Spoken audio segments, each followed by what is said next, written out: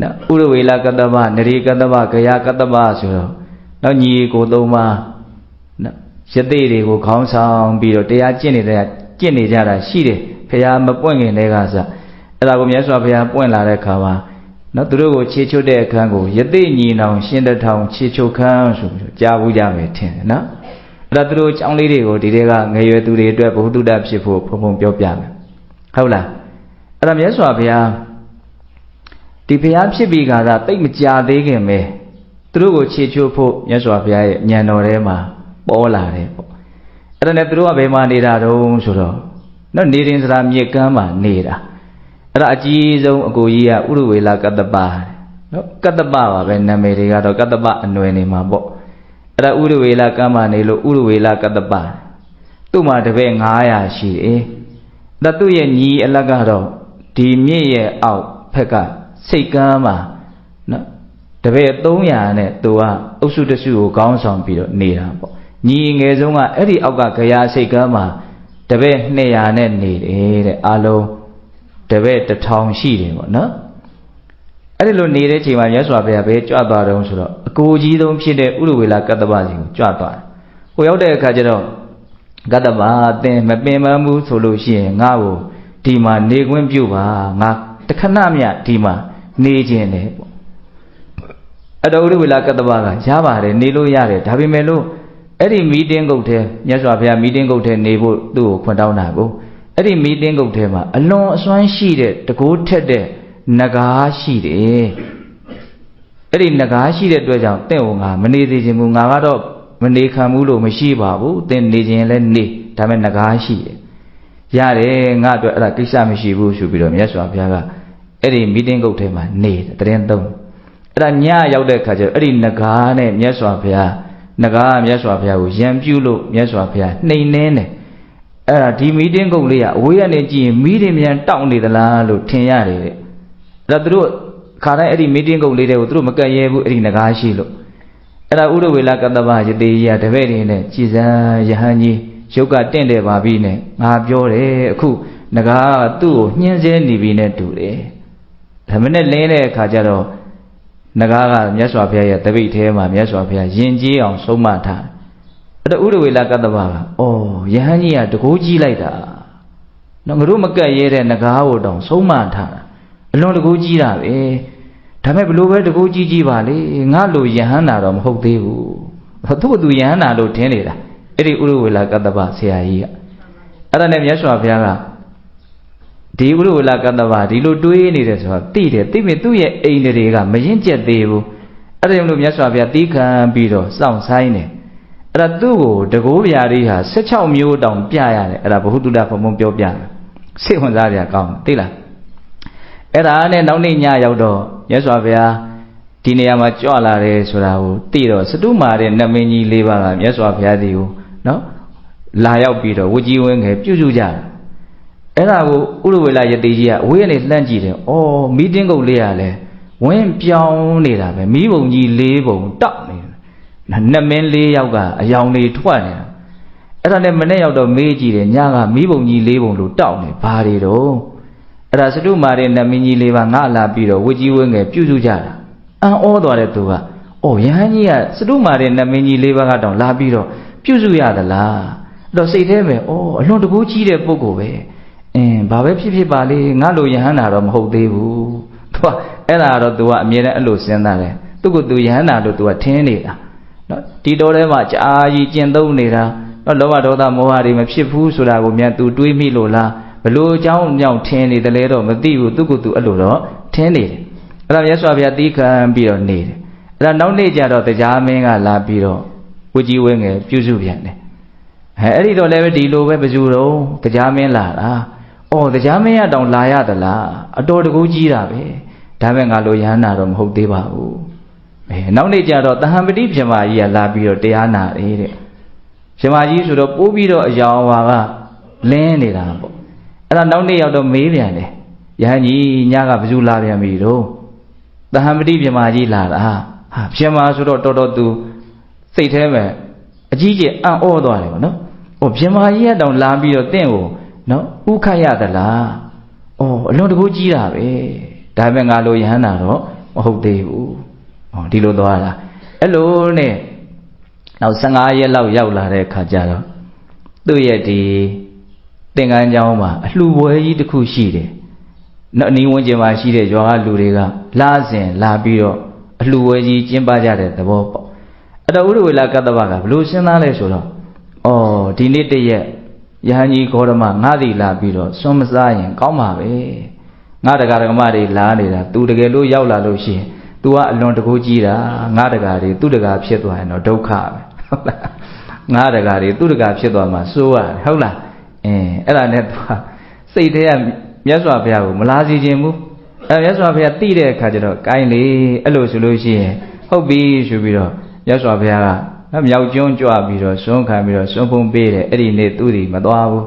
အဲ့ဒါ तू လည်းသဘောတွေကြားနေဘာလည်းမသိဘူးမလာဘူးပေါ့နော်အဲ့ဒါနဲ့နောက်နေ့ကျတော့ तू ကပြောတယ်ရဟန်းကြီးဘာလို့မနေ့ကမလာတော့ငါမဒီမှာစွန့်နေဟင်းနေပြင်ထားရတယ် तू ကလောကလေးတော့ပြောသေးတယ်အဲ့တော့မြတ်စွာဘုရားသင်ငါ့ကိုမလာစီခြင်းဘူးဆိုတာငါသိပါတယ်တဲ့တဲ့တဲ့ကြီးပြောတာနော်သင်တကာတွေငါတကာဖြစ်သွားမှာဆိုတော့သင်မလာသေးခြင်းဘူးဆိုတာငါသိပါတယ်အဲ့ဒါကြောင့်မလို့ငါမလာတာမြောက်ကျွန်းသွားစွန့်ခံစားတာရဟန်းကြီးကငါစိတ်ကိုသိတယ်အံ့ဩတယ်နော်ငါစိတ်ကိုသိတယ်အလွန်တကူကြီးတာပဲဒါပေမဲ့ငါလိုယဟန္တာတော့မဟုတ်သေးဘူးအတောကုန်ခယဟန္တာတော့မဖြစ်သေးဘူးသူအဲ့ဒီအထိလဲသူအဲ့လိုတွေးတော့မယ်အဲ့လိုနဲ့နောက်နေ့တော့မြတ်စွာဘုရားပါလောက်တုံဆိုတော့ဘုန်းတို့တေနာဏီကုန်းသူပုံနာဆိုတဲ့အမျိုးသမီးတယောက်သေဆုံးသွားလို့နော်သူတို့ခေတ်သူတို့ယဉ်ကျေးမှုကတချို့ကအဲ့ဒီအလောင်းကောင်အဝတ်နဲ့ပတ်ပြီးတော့တင်းချိုင်းမှာဒီတိုင်းပြစ်ထားဟုတ်လားမြေကြီးတဲ့မြုပ်တာလည်းရှိမယ်မီးရှို့တာလည်းရှိမယ်ခုကတော့သူအဲ့လိုမဟုတ်အဝတ်ကြီးအကြီးအရှည်ကြီးနဲ့စီတွေပါတွေစိန်ထားသလားဘာလားတော့မသိဘူးနော်အဲ့ဒီအဝတ်နဲ့ပတ်ပြီးတော့တင်းချိုင်းမှာပြစ်ထားအဲ့ဒါခွေးတွေကအဲ့ဒီအလောင်းကိုဆွဲစားဟာအပုတ်တွေပါတွေနဲ့ရောပြီးတော့အဲ့ဒီအဝတ်ကြီးကမြစ်ပတ်နေတယ်ပေါ့နော်အဝတ်ကတော့အကောင်းပဲအဲ့ဒါနဲ့မြတ်စွာဘုရားအဲ့ဒီကိုကြွသွားပြီးတော့အဲ့ဒီအဝတ်ကိုပတ္တကူသင်္ကန်းဖြစ်မြတ်စွာဘုရားကောက်တယ်အဲ့တော့လောက်တွေကလည်းကြာတယ်အဲ့ဒီလောက်တွေကိုမြတ်စွာဘုရားလက်နဲ့ဖယ်ပြီးတော့အဲ့ဒီအဝတ်ကိုရအောင်ယူအဲ့မြေကြီးတောင်တုံလှုပ်တယ်လို့ဆိုတယ်နော်အလွန်တန်ရှင်းတဲ့အဝတ်ပေါ့နော်ယာဂဒေါသမောဟကိုကုန်ခန်းစေနိုင်အောင်အထောက်အကူပြုနိုင်တဲ့အဝတ်မျိုးပဲဟုတ်လားဘယ်သူမျက်နှာမှာလည်းပဲငဲ့ကြမလို့ဘယ်သူမှပေးတာလည်းမဟုတ်သူဘယ်သူမှမလိုချင်လို့ပြစ်ထားတဲ့ဟာဟုတ်လားပတ္တကူသင်္ကန်းချုပ်ဖို့လို့မြတ်စွာဘုရားအဲ့ဒါပတ္တကူသင်္ကန်းအနေနဲ့တွက်ကောက်ပြီးတော့ပြန်လာတော့ဒီစုပ်ပဲ့နေတာကြီးကိုလျှော်ဖို့အဲ့ဒါမြတ်စွာဘုရားနေရာပြန်ရောက်တဲ့ခါကျတော့ငါဘယ်ထဲထည့်ပြီးတော့ဒါကိုလျှော်ရပါမလို့ဆိုတော့တရားမင်းကရေကန်လေး4000ရေကန်လေးဖန်ဆင်းပေးတယ်အဲ့ဒီမှာမြတ်စွာဘုရားသင်္ကန်းအဝတ်ကိုလျှော်တဲ့ဒီအဝတ်ကိုငါရေစစ်သွားအောင်နော်ဘလို့လုပ်ပြီးတော့များနော်ထုရရိုက်ရပါမလို့ဆိုတော့ကြောက်ဖြာတစ်ခုတစ်ခါဖန်ဆင်းပေးပြန်တယ်အဲ့ဒီကြောက်ဖြာပေါ်မှာမြတ်စွာဘုရားလျှော်ဟုတ်လားလျှော်ပြီးပြီဆိုတော့နော်ဒီအဝတ်ကိုငါပဲမြန်လှမ်းရပါမလို့ဆိုတော့အဲ့နာရေခရက်ကိုင်းလေးရှိရေခရက်ပင်အကိုင်းအစတော့ပေါ်ထောင်တော့ဖြောင်းဖြောင်းလေးပေါ့အဲ့ဒါကိုတရားမင်းကကိုင်းကလေးဖြစ်အောင်ဖန်ဆင်းပေးတယ်အဲ့ဒါလေးကိုအဲ့ဒီအဝတ်ကိုလှမ်းထား6ပြီးဆိုတော့ဒါလေးကိုပြန့်အောင်ငါဘယ်နာခောက်ရပါမလို့ဆိုတော့တခါကြောက်ဖြာတစ်ခုဖန်ဆင်းပေးတယ်တဲ့ရေကန်လေးတကန်ရဲ့ကြောက်ဖြာ2ချက်ရဲ့ခရက်ကိုင်းကြီးကခရက်ပင်ကြီးကကိုင်းနေတယ်အဲ့ဒါစွန်းစားဖို့လာပင့်တယ်ဥရဝေလကတ္တဗယတိကြီးကလာပင့်တော့ဟာရဟန်းကြီးဒီနားမှာရေကန်ခါတိုင်းမရှိပါဘူးဘယ်ရောက်လာတော့ကြောက်ဖြာ2ချက်လည်းရှိနေတယ်ဒီခရက်ကိုင်းကြီးကလည်းခါတိုင်းဒီလိုမဟုတ်ပါဘူးအဲ့တော့မြတ်စွာဘုရားရှင်းပြတယ်ငါပတ္တကူသင်္ကန်းချုပ်ဖို့လို့အဝတ်သွားကောက်တာအဲ့ဒါကိုလျှော်ပြီးတော့ဖို့လှမ်းဖို့နေရအဲ့ဒါတရားမင်းဖန်ဆင်းပေးထားတာဟာတော်တော်အံ့ဩသွားတယ်သူ့စိတ်ထဲမှာဟုတ်လားအလွန်တကူကြီးတာပဲဒါပေမဲ့ငါလိုအာသောကုန်ခါရမ်းတာတော့မဟုတ်သေးဘူးသူအဲ့ဒါနဲ့ပဲသူကအဆုံးတတ်နေတယ်သူကသူအထင်ရောက်နေတယ်ပေါ့အဲ့ဒါမြတ်စွာဘုရားလည်းစိတ်ရှိရှိပဲသီးခံပြီးတော့နေတယ်ဟုတ်လားအဲ့ဒါလိုနဲ့တနေ့တော့မြတ်စွာဘုရားဒီလာပြီးတော့စွန့်စားပင့်ဒါမြတ်စွာဘုရားကိုင်းဥရဝေလကတ္တဗသင်ရှိရကြွနေငါနောက်ကလိုက်ခဲ့မယ်အဲ့ဒါလိုမြတ်စွာဘုရားမင်းရှိပြီးတော့မြတ်စွာဘုရားဘယ်ကြွတော့ဒီတပူလေးကျွန်းဦးကိုသွားပြီးတော့တပြုတ်တပေပင်ဟာတပြေသီးလေးတောင်ခူးလာတယ်မြတ်စွာဘုရားခူးလာပြီးတော့အဲ့သူ့အရင်ရောက်နေတယ်အဲ့ဒီမီတင်းကုတ်စွန့်စားမဲ့နေရအဲ့တော့ဥရဝေလကတ္တဗကဟာရဟန်းကြီးဘလို့ဖြစ်တာတော့နောက်ကလိုက်ခဲ့မယ်ဆိုပြီးတော့ခုငါရှိရနဲ့ငါအရင်ရောက်နေပါလားဘယ်လမ်းကနေလာတာတော့ငါတပူလေးကျွန်းထိပ်ကိုသွားပြီးတော့တ ဘူးတပြေသီးလေးတောင်ငါခုလာသေးတယ်သင်စားခြင်းတယ်ဆိုရင်ရော့စားပါလားဆိုတပြေသီးလေးပေးတယ်တဲ့ဩဒီလိုတပြေသီးနဲ့တို့နဲ့မထိုက်တန်ပါဘူးယဟန်ကြီးတို့နဲ့သာထိုက်တန်တယ်မယူရှာဘူးရသိလားသူဟာဟုတ်လားမြတ်စွာဘုရားကိုတကူကြီးလိုက်တာဒါပေမဲ့အတွေးရပဲမှာအဆုံးတတ်တယ်လေငါလိုယဟန်နာတော့မဟုတ်ဘူးသူကအဲ့ဒါကသူချွတ်လို့မရဘူးဖြစ်နေနော်အဲ့ဒါနဲ့မြတ်စွာဘုရားနောက်နေ့ကျတော့ဒီလိုပဲရှေ့ရကြွနဲ့အဲ့ဒါမြတ်စွာဘုရားဇူရိတ်ကျွန်းဥသွားပြီးတော့နောက်တပြေပင်အနီးမှာရှိတဲ့တရက်ပင်ဟာတရက်သီးကိုခူလာတယ်တဲ့ဟိုနောက်နေ့ကျတော့တရက်ပင်ဒီကတပြေပင်အနီးကရှစ်ရှားပင်ကနေရှစ်ရှားသီးကိုခူလာတယ်တဲ့နောက်တစ်နေ့ကျတော့ဖန်ကားသီးကိုခူလာတယ်တဲ့ဟုတ်လားနောက်တစ်နေ့ကျတော့မြတ်စွာဘုရားကတာဝရိနာနတ်ပြည်ကိုသွားပြီးတော့ပင်လယ်ကတစ်ပင်ချေရင်ကကျွေကြနေတဲ့ပင်လယ်ကတစ်ပွင့်ကလေးကိုကောက်လာတယ်ကောက်လာပြီးတော့သူ့ရင်ရောက်နေဘယ်လန်းကလာတာတော့ဘယ်လန်းကလာပြန်တာတော့ငါတာဝရိနာနတ်ပြည်ရောက်ခဲ့တယ်ပင်လယ်ကတစ်ပွင့်လေးတော့ငါယူလာတယ်အနတ်နဲ့အစင်းနဲ့ပြည့်စုံတယ်ရော့ယူပါလားဆိုတော့ဩယဟန်ကြီးတို့သာထိုက်တန်တာပါတို့နဲ့မထိုက်တန်ပါဘူးအလွန်တကူကြီးတာပဲဒါပေမဲ့ငါလိုယဟန်တာတော့မဖြစ်သေးဘူးသူဒီလိုပဲတွေးတယ်အဲ့ဒါနဲ့နောက်တော့မြတ်စွာဘုရားကဒီယသိတွေကမီးပူဇော်ကြတဲ့ယသိတွေဆိုတော့သူထင်းနေပါလေတဲ့အမြဲတမ်းစုထားတာသူတို့ရဲ့အယူအဆပေါ်လေသူ့အချိန်နဲ့သူတို့ကထင်းတွေခွဲကြတယ်မီးရှို့ကြတယ်မီးပူဇော်ကြတာရှိအဲ့ဒါနဲ့တနေ့တော့မြတ်စွာဘုရားအဲ့ဒီထင်းတွေသူတို့ခွဲကြမယ်လို့တော့ထင်းလုံးတွေတုံးမှဘလို့ခွဲလို့မှမကွဲစေတည်းလို့အဓိဋ္ဌာန်ထားတယ်တဲ့အဲ့ဒါယသိတွေအတင်းပစိန်တွေရဲရင်းတွေနဲ့ခွဲကြတယ်ဘလို့မှခွဲလို့မရအဲ့တော့သူတို့ကရိမ့်မိနေပြီဒါယဟန်ကြီးရဲ့တကိုးပြားလေးဟာနေမှာအဲ့ဒါနဲ့တဲ့တဲ့ပဲမြတ်စွာဘုရားကိုမေးတော့တင်းတို့ကွဲစီခြင်းတဲ့ဆိုရင်ငါကွဲအောင်လုပ်ပေးမယ်ဆိုပြီးတော့အဲ့ဒါထင်းတွေကတဖြောင်းဖြောင်းသူ့အလိုလိုကွဲသွားကြတယ်ကျန်တဲ့ယသိတွေလည်းအံ့ဩနေတယ်ဥရဝေလာကြီးလည်းအံ့ဩတယ်ဒါပေမဲ့လို့ငါလိုရဟန္တာတော့မဟုတ်သေးဘူးအဲ့ဒါတင်းတွေခွဲပြီးသွားပြီးဆိုမီးရှို့ကြတယ်မီးပူဇော်ဖို့မီးကဘလို့မှညှိလို့မရဘူးအဲ့ဒါမြတ်စွာဘုရားကတခါတည်းမီးတွေတောက်စီလို့လို့တော့မီးတွေတခါတောက်လာပြန်တယ်အဲ့ဒါလဲသူကသူ့ကိုယ်သူယဟန္တာလို့ထင်တော့မယ်မြတ်စွာဘုရားတကူကြီးတာတော့အတိမတ်ပြုတယ်ဟုတ်လားနောက်မီးတွေဘလို့မှညှိလို့မရဘူးဒီဘလို့ရင်နဲ့ညှိလို့မှမီးကညှိလို့မရဘူးအံ့ဩစရာတွေကိုမြတ်စွာဘုရားလုတ်ပြတာပေါ့နော်အဲ့ဒါမြတ်စွာဘုရားပြန်ပြီးတော့အဲ့ဒီမီးတွေကိုညှိမ့်သက်ပေးလိုက်ပြန်တယ်အဲ့ဒါလို့တဲ့ဘုန်းဘုန်းတို့သူတို့ရေငုတ်ကြတာရှိတယ်အလွန်ချမ်းတဲ့အခါကာလမှာနော်ရေထဲကိုငုတ်ပြီးတော့မကြာနေနိုင်တယ်ခဏခဏငုတ်နိုင်တယ်ဆိုရင်ပိုးပြီးတော့သူတို့ရဲ့တဏ္ဍာမှာဖြစ်နေတဲ့မကောင်းမှုတွေတန့်ရှင်းတယ်စင်ကြယ်တယ်လို့သူတို့ကယူဆရှိအဲ့ဒါမြတ်စွာဘုရားတဏှာတဲ့မဟာကရုဏာလည်းပါမှာပေါ့အဲ့ဒီယသိတွေရေငုတ်ပြီးတော့ပြန်တက်လာရင်ကိုင်းသူတို့မီးလုံကြပါစေဆိုတော့မီးအိုးကင်း900ဖန်ဆင်းပေးထားတယ်အလွန်အေးတဲ့ကာလကြီးမှာရေငုတ်ပြီးတော့ကြည်တံမီးအိုးကင်း900ယဟန်ကြီးရဲ့တကိုးပြားလေးဟာအံ့ဩစရာကောင်းတယ်ဒါပေမဲ့လို့ငါလိုယဟန်တာတော့မဟုတ်သေးဘူးအဲ့လိုနဲ့16ခုမြောက်ပြားလေးဟာဘာပြားတုံဆိုတော့ဘုန်းတို့မိုးတွေကတအားရွာနေတဲ့အခါမဲ့မိုးကြီးအဲ့ဒါမြတ်စွာဘုရားကိုနေရာပေးထားတဲ့နေရာကအလွန်နှိ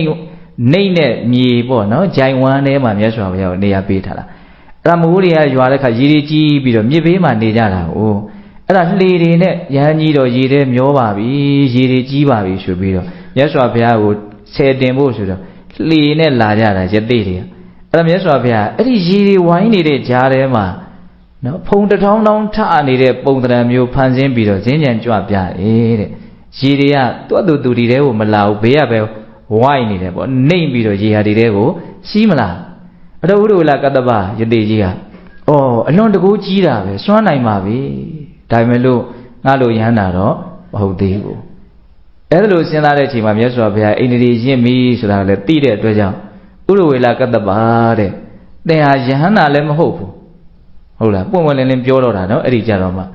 သင်မှာယဟန္တာဖြစ်ဖို့မပြောနဲ့ယဟန္တာအဖြစ်ကိုရောက်စေတတ်တဲ့အကျင့်တောင်မြူမုံလောက်တောင်မရှိဘူးလို့ပြောတယ်အဲ့ဒီကြတော့မှ तू တခါတည်းထိတ်လန့်သွားတယ်တကယ်လည်းသူ့အဲ့ဒီကြတော့မှနော်မြင်လိုက်တယ်လို့မျိုးဖြစ်သွားတာလည်းဖြစ်မယ်ပေါ့နော်အဲ့ဒါနဲ့မြတ်စွာဘုရားရဲ့ခြေရင်းကိုဝှက်ဆင်းပြီးတော့သူ့ကိုယဟန်ပြုပေးဖို့တောင်းပန်အဲ့တော့မြတ်စွာဘုရားအလုံးအေဟိဘိက္ခုပြောပါသေးတယ်တပည့်တွေကိုခွင့်ပန်လိုက်အောင်ဆရာဆိုတာတပည့်ကိုလည်းပြန်ပြီးတော့အတိအမှတ်ပြုရတယ်ငါယဟန်ပြုတော့မယ်လို့တပည့်တွေကိုခွင့်ပန်လိုက်အောင်ဆိုတော့တပည့်တွေကလည်းဆရာရဲ့လမ်းစဉ်ကိုပဲလိုက်မယ်ဆိုအကုန်လုံးယဟန်ပြုခြင်းတဲ့စိတ်ရှိပါတယ်ဆိုတာလျှောက်တော့မြတ်စွာဘုရားအဲ့ဒါအေဟိဘိက္ခုခေါ်တယ်တဲ့အဲ့ဒါနဲ့သူတို့ရဲ့စံจิตတွေမီးအိုကင်းတွေမီးမွေးတဲ့ရောင်းမာတွေသူတို့ရဲ့ယသိအသုံးဆောင်တွေမလိုတော့ဘူးပေါ့နော်ယဟန်ဖြစ်သွားပြီဆိုတော့